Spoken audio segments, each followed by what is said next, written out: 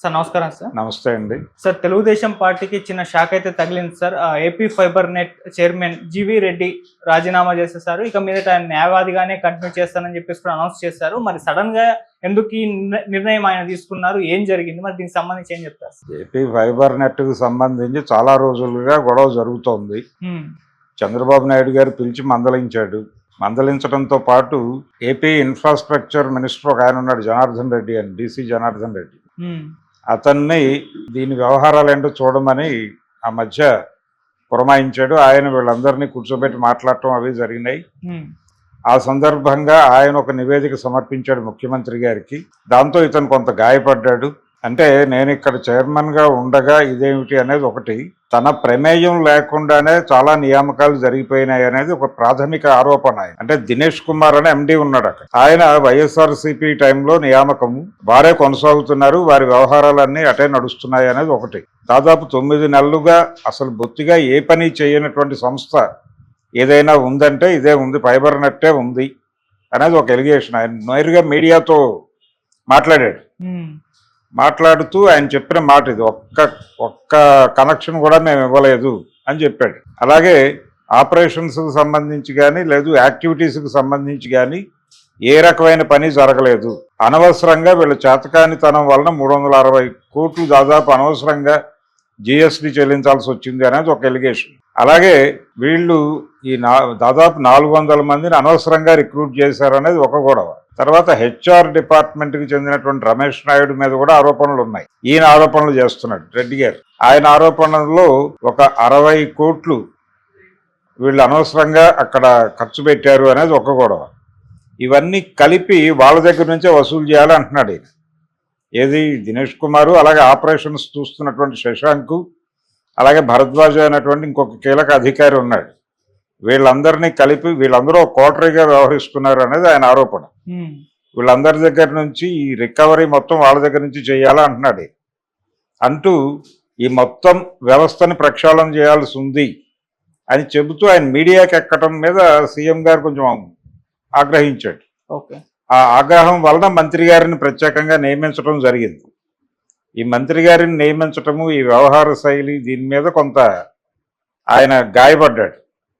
గాయపడి ఇంత నమ్మకం లేని పరిస్థితుల్లో నాకెందుకు ఈ సంస్థ అనేది ఒకటి, తను చెప్పిన ఏ మాట ఎవరు వింటలేదు అనేది ఆయన ప్రధానమైన ఎలిగేషను.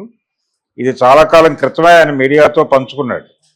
ఆయన ప్రతిదీ ఓపెన్ అవుతున్నాడు, మీడియాతో మాట్లాడుతున్నాడు అని పార్టీ చిరాగ్గా ఉంది ఆయన మీద. అందుకని ఆయన్ని ఆ పదవి నుంచి తప్పించే అవకాశాలు ఉన్నాయి అనేది దాదాపుగా మంత్రి గారు ఇన్వాల్వ్ అయినప్పటి నుంచి ఆ మాట వినిపిస్తోంది. ఈ మౌలిక సదుపాయాల మంత్రి గారు ఎప్పుడైతే ఇన్వాల్వ్ అయ్యాడో అప్పటి నుంచి ఈ మాట వింటున్నాం. ఈ ప్రాసెస్లోనే ఆయన తన పదవికి రాజీనామా చేయడం మాత్రమే కాకుండా పార్టీ ప్రాథమిక సభ్యత్వానికి కూడా రాజీనామా చేశాడు. ఆయన తెలుగుదేశం పార్టీ అధికార ప్రతినిధి కూడా. ఈ అధికార ప్రతినిధి అనేటువంటి పదవికి కూడా ఆయన రాజీనామా చేసేసాడు. ప్రాథమిక సభ్యత్వానికి రాజీనామా చేయటం అంటే టోటల్గా పార్టీకి ఫేర్వెల్ చెప్పినట్టే. అయితే రాజకీయ ఉద్దేశాలు ఏవీ లేవు అని చెప్పి ఆ లెటర్లో చెప్తున్నాడు ఆయన. నేను ఈ సంస్థ నిర్వహణకు సంబంధించి ఒక కార్యాచరణ రూపొందించుకుని ఎంటర్ అయ్యాను. తీరా ఇక్కడికి వచ్చిన తర్వాత పనిచేసేటువంటి పరిస్థితులు లేకపోగా తన గురించి లేనిపోని అపవాదులు ప్రచారం అవుతున్నాయి. ఇది తనని గాయపరిచినట్టుగా ఆయన మాట్లాడుతున్నాడు. మాట్లాడుతూ వద్దింక నేను క్విట్ అయిపోతాను దీని నుంచి, నేనేదో నా వృత్తి నేను చేసుకుంటాను, న్యాయవాద వృత్తిలో కొనసాగుతాను, నాకు అసలు రాజకీయాల పట్ల చిరాకు వచ్చేసింది, నేను పొలిటికల్ ఏరియాలోనే ఉండట్లేదు, ఏదో పార్టీలో చేరటం కోసం నేను రాజీనామా చేయట్లేదు అనేది స్పష్టం చేశాడు ఆయన. అయితే ఇక్కడ ఈయన రాజీనామా వార్తని కానీ, అంటే రాజీనామా వార్తని మాత్రమే తెలుగుదేశం మీడియా ప్రచారం చేస్తోంది. వ్యక్తిగత కారణాలతో రాజీనామా చేశారు అని మాత్రమే మాట్లాడుతున్నారు. కానీ ఈ దినేష్ కుమార్తో ఆయనకున్నటువంటి గొడవలు కావచ్చు, శశాంక్తో ఆయనకున్న గొడవలు కావచ్చు, రమేష్ నాయుడుతో ఆయనకున్నటువంటి గొడవలు కావచ్చు, అలాగే ఈ మౌలిక సదుపాయాల మంత్రి గారితో ఆయనకు జరిగినటువంటి పరాభవం గురించి కానీ ఎవరు మాట్లాడలేదు. వ్యూహాత్మకంగా మౌనం వహించి అందరూ కూడా జస్ట్ ఇది ఫార్మల్గా జరిగిందే మన సీఎం గారు పిలిచి మాట్లాడిన తర్వాత ఆయన నిర్ణయం తీసుకున్నాడు అన్న పద్ధతిలో ప్రచారం చేస్తున్నారు తప్ప వాస్తవాలు బయటకు చెప్పే ప్రయత్నం జరగట్లేదు. ఓకే. అయితే ఈయన ఈ ప్రస్తుతానికి ఏ రాజకీయ పార్టీల వైపు నేను వెళ్ళటం లేదు, అసలు రాజకీయ సన్యాసం అన్న టోన్లో ఆయన లెటర్ ఉంది. కానీ రాజకీయ సన్యాసం తీసేసుకుంటాడా అనేది అనుమానం. నెమ్మదిగా ఈయన తన దిశని తాడేపల్లి ప్యాలెస్ వైపు సెట్ చేసుకున్నాడు, లొకేషన్ అక్కడ సెట్ చేసుకున్నాడు అనే మాట కూడా ఒకటి తెలుగుదేశానికి దగ్గరగా ఉండేటువంటి సోషల్ మీడియా సర్కిల్స్ ఆల్రెడీ మొదలుపెట్టాయి, ప్రచారం మొదలుపెట్టాయి. మరి అందులో ఎంత వాస్తవం ఉందనేది చూడాలి. అయితే ఆయన ప్రధానమైన ఆరోపణ ఏంటి, ఇక్కడ దినేష్ కుమార్ అనేవాడు వైఎస్ఆర్సీపీ రిక్రూట్మెంట్ అప్పటి నుంచి అతను కొనసాగుతున్నాడు, అతని వల్లనే సంస్థ ముందుకు నడవటం లేదు, సంస్థ ఈ పరిస్థితికి రావడానికి కారణం అతనే అనేది ప్రధానమైన ఆరోపణ.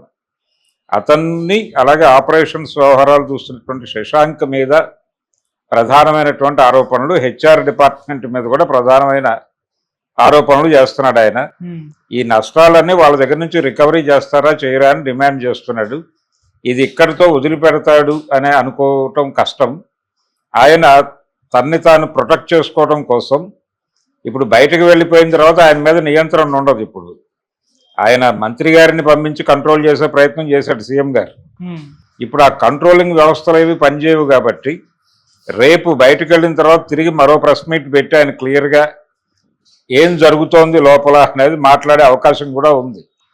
అలాగే తన గురించి పార్టీ వర్గాలు చేసినటువంటి వ్యాఖ్యల మీద కూడా ఆయన రియాక్ట్ అయి మాట్లాడే ఛాన్స్ ఉంది. దీన్ని వైఎస్ఆర్సీపీ అందిపుచ్చుకుని ముందుకు నడిపించే అవకాశం కూడా ఉంది.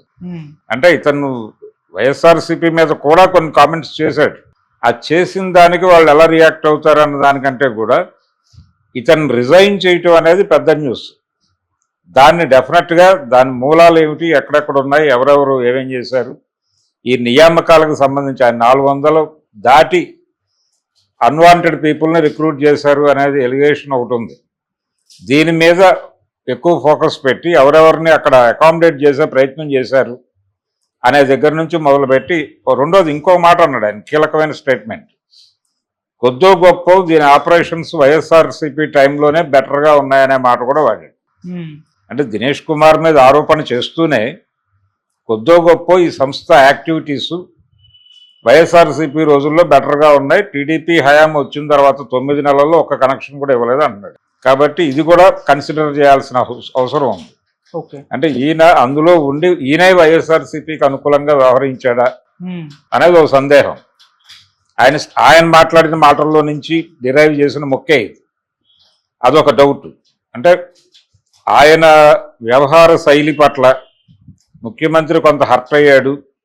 రెండోది ఆయన ప్రతి విషయం ఓపెన్గా మాట్లాడుతున్నాడు. ఈ ఓపెన్గా మాట్లాడటం అనేది కొంత ఇబ్బంది పెడుతోంది పార్టీ. ఇలా మాట్లాడొద్దు అనే విషయం ఆయన కాషన్ చేశాడు. చేసిన తర్వాత కూడా ఆగలేదు. ఆగకపోవడంతో ఫైనల్గా వాళ్ళే ఏదో చర్య తీసుకునేవారు.